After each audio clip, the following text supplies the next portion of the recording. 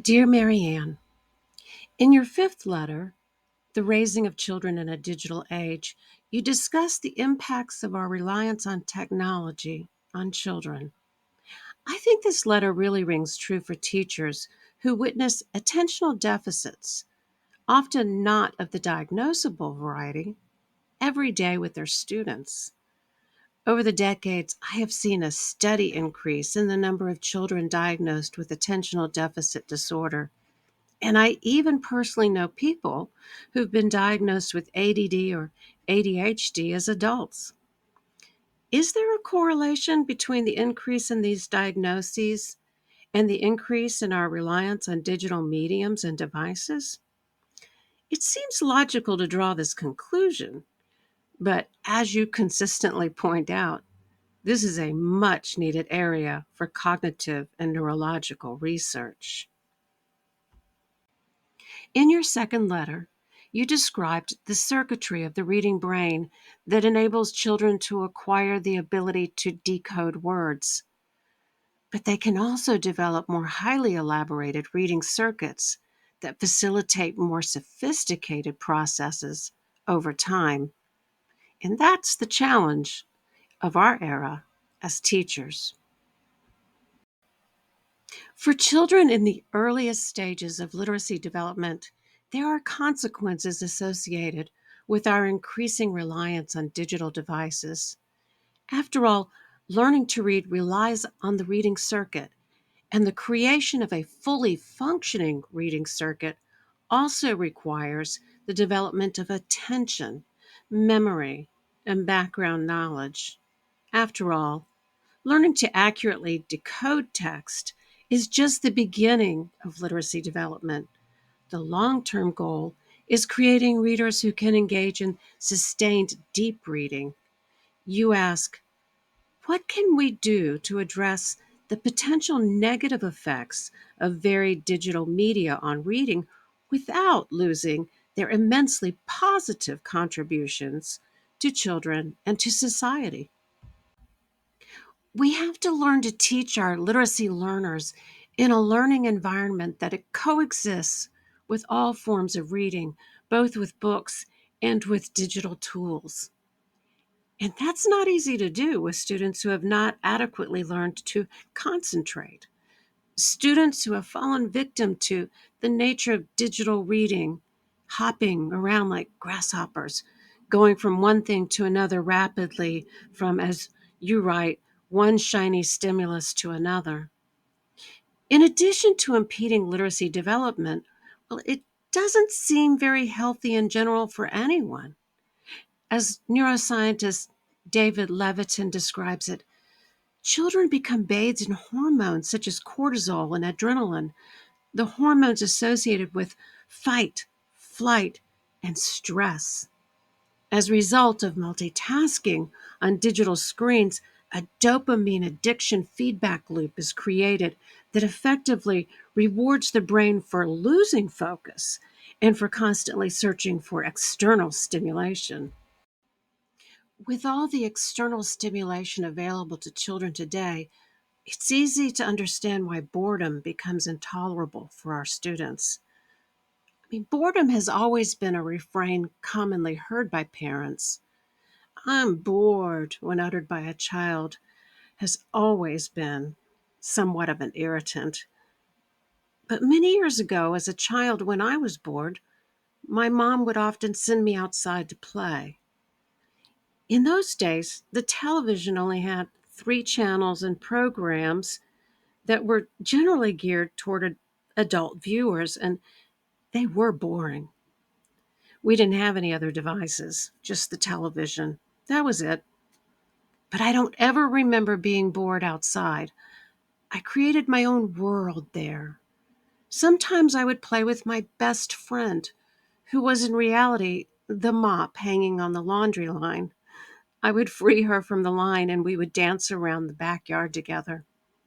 One time I remember my brother and I attempted to dig to China until we were interrupted by our dad, who didn't really appreciate having to fill in our holes. And another time we built a lovely miniature village with twigs in our backyard. I really love that quote from Walter Benjamin that describes boredom as the dream bird that hatches the egg of experience. Today, however, the entire concept of boredom takes on new dimensions. It is no longer a dream bird that hatches eggs of experience. And in reality, the solution to boredom is far too often the very devices that creates a new form of unnatural, culturally induced boredom. You know, I don't recall hearing a child say, "I'm bored," when they have a device in their hands. I mean, if they tire of the game they are playing, there is a video just a click away, or yet another game. In this sense, the device becomes a trap that ensnares children in an artificial reality that is a barrier to the wonders of a world ready to explore, a world that exists beyond the device. Breaking out of this digital trap is not easy because it does become an addiction. As clinical psychologist Catherine Steiner Adair stated, talk of addiction is not hyperbole. It is a clinical reality. Children addicted to devices and the unnatural reality of the digital world. As you point out, psychiatrist Edward Hollowell suggests that we are creating a cadre of children with environmentally induced attentional deficits because of the incessant obsession promoting hold that digital distractions pose for a child. For teachers, this has stark implications. Children are building less knowledge. The reading brain is less able to make analogies, connecting what they know with what they are reading, and they lose the ability to draw accurate inferences while reading. As you write, they will only think they know something. And children really need to know things and internalize their knowledge. We cannot merely rely on our ability to quickly Google keywords.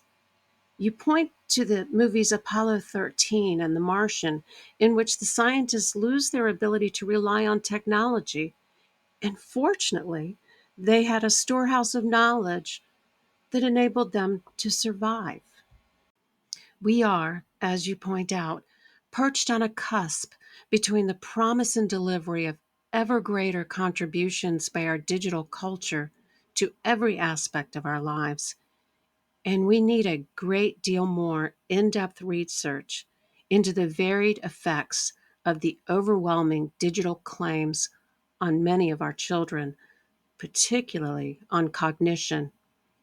I think for educators, the alarming reality is that there is a need to pursue this research at a far greater pace than the research currently being conducted in the realm of artificial intelligence.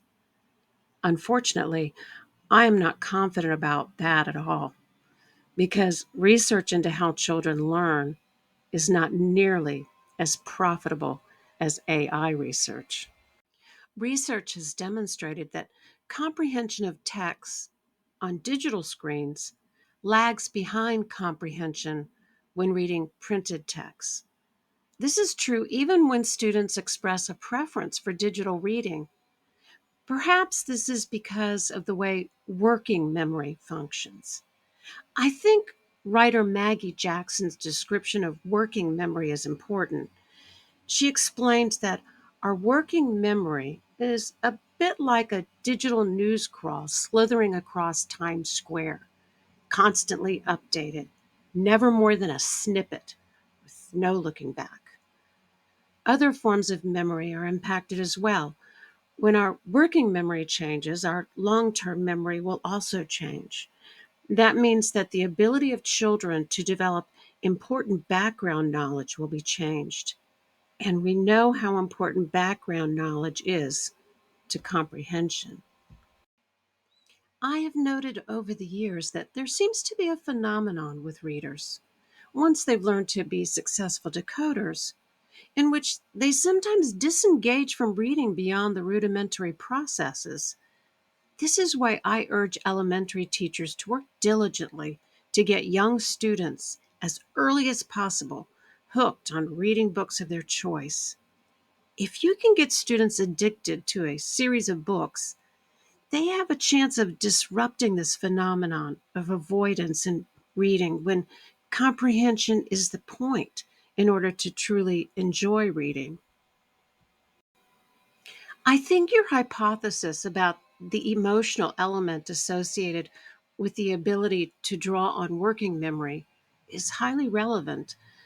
Our expectations can influence the use of our working memory capacities. And this is why, perhaps, as you hypothesize, digital reading is not as effective in literacy development. As you write, there may be an incremental diminishment of the use of working memory for children due to what they perceive as the impossibility of trying to remember all the information typically presented on a screen that often moves on. It is like standing in Times Square in New York City and reading the digital news endlessly scrolling on and on. I mean, you can't hit the reverse button. You can't go back to make sure you actually read what you thought you did. It may be that reading on a screen creates the same sort of reading environment in the mind as you try to capture and remember what's before you in the moment. But what if you're a young reader trying to remember what you were reading? Maybe you'll have to answer questions about what you read. I can imagine the anxiety and stress that's created because you just know that you won't be able to remember everything you've read and be able to focus on what's most important in the text. And of course, stress isn't really conducive to effective reading and learning. Even when your device allows you to go back to reread a passage, we know that we often don't. And often children believe that really good readers don't have to go back. Reading books, printed text, is different because we can and often do go back and forth to check our understanding. We do this all the time while reading, not just when we're reading for academic or professional reasons, or when children read texts in order to respond correctly to questions. Even when I'm reading a book that is 100% for the pleasure of a good story, maybe it's one of Deborah Crombie's mystery novels, I often find myself flipping backward to remember exactly who a particular character is and how they fit into the plot. I suppose I could do the same while reading it on a screen, but I generally don't because it's just not the same. For me, reading on a digital device just feels more like work to me. Perhaps that's because my work is so intertwined with technology. But reading books doesn't feel like work, even when I'm reading a book for work. I think that's because reading a book represents my determination to carve out time in my life to read. And that's an important point. Our children need time to process what they read. I compare this with making a lovely cup of tea. Sometimes I enjoy making tea the old fashioned English way, with kettle and teapot, tea leaves and cups and saucers. Part of the pleasure is the ritual and the time devoted to the ritual that means I'm going to focus on sipping my tea. But even for the average cup of tea made with water heated in the microwave and a tea bag, there is a metaphor that makes sense to me. You can't make a cup of tea by just dunking the tea bag once or twice in the water. No, you have to let it steep a bit. And that's what our young readers need. They need time to steep a bit in what they are reading, time to mull over the words, time to mentally wrestle with syntax and ponder the ideas on the pages, and the luxury of being able to flip back and forth between pages to make sure they really understand what they have read.